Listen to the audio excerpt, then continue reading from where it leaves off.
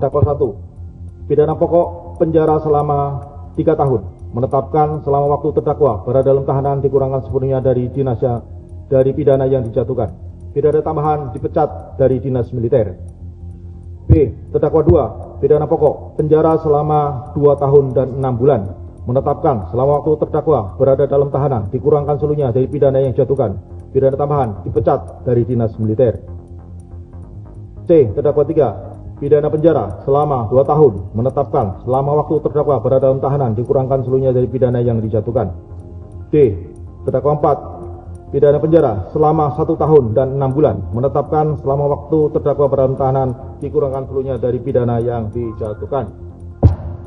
Pengadilan Militer Jakarta Rabu 10 Juni 2026 menjatuhkan vonis 1,5 tahun hingga 3 tahun penjara kepada 4 personel Badan Intelijen Strategis atau BAIS TNI yang menjadi terdakwa dalam kasus penyiraman air keras terhadap aktivis Kontras Andri Yunus beberapa waktu lalu. Mereka adalah Sersan 2 Edi Sudarko, Letnan 1 Budi Haryanto Widi, Kapten Nandala Widi Prasetyo, dan Letnan 1 Samilaka. Namun hanya 2 terdakwa yang dijatuhi pidana tambahan berupa pemecatan dari dinas TNI. Bagaimana ahli hukum pidana menilai putusan tersebut? Apakah vonis ini kembali menguatkan stigma hukuman ringan di pengadilan militer?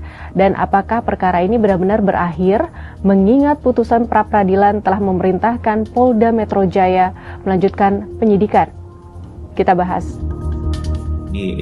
Diterima dahulu begitu ya sampai pada proses selanjutnya, karena kalau kemudian ada upaya untuk mendelegitimasi satu peradilan, khawatirnya ini jadi presiden dan juga akan diangkat di kasus-kasus yang lain. Vonis pengadilan militer ini nyatanya dijatuhkan di tengah derasnya desakan dari Tim Advokasi untuk Demokrasi atau TAUD. Mereka meminta Pengadilan Militer Jakarta untuk menghentikan persidangan.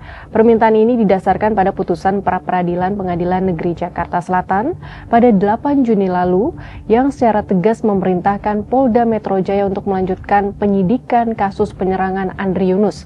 Sebelumnya penyidikan di kepolisian sampai dihentikan karena perkara dilimpahkan ke Puspom TNI. Namun berbekal putusan pra-peradilan tersebut, TAUD menilai persidangan di pengadilan militer seharusnya dihentikan demi hukum.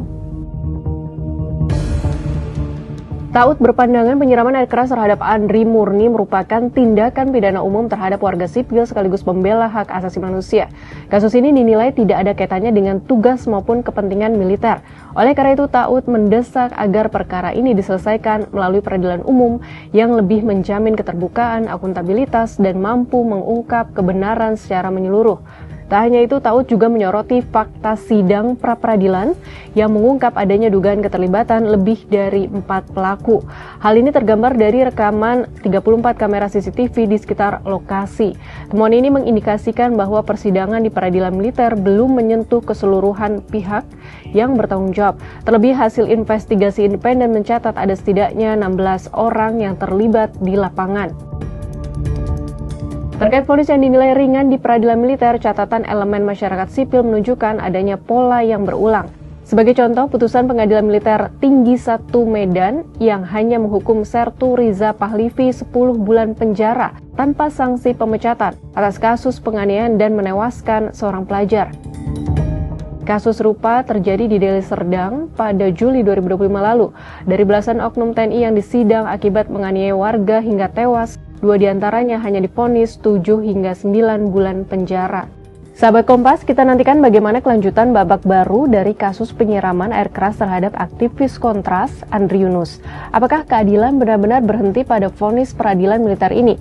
Ataukah ke depan akan terbuka jalur peradilan umum yang mampu menjerat bukan hanya 4, melainkan belasan terduga pelaku lainnya dengan vonis yang lebih berat di kasus teror pada aktivis hak asasi manusia semacam ini?